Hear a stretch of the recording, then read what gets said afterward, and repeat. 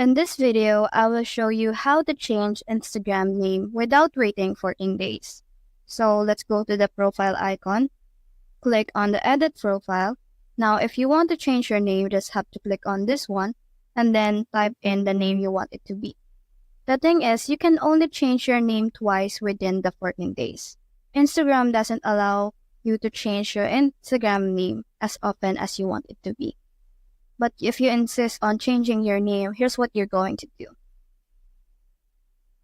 Tap on the three lines on the upper corner, scroll down, and then click on Help. Tap on Report a Problem, and then explain what you wanted to do. Explain that you want to change your Instagram name for what purpose and why do you want to change your Instagram name. So that's the whole process. If you have found this video helpful, please leave a like below and subscribe because it helps me reach more people. See you soon!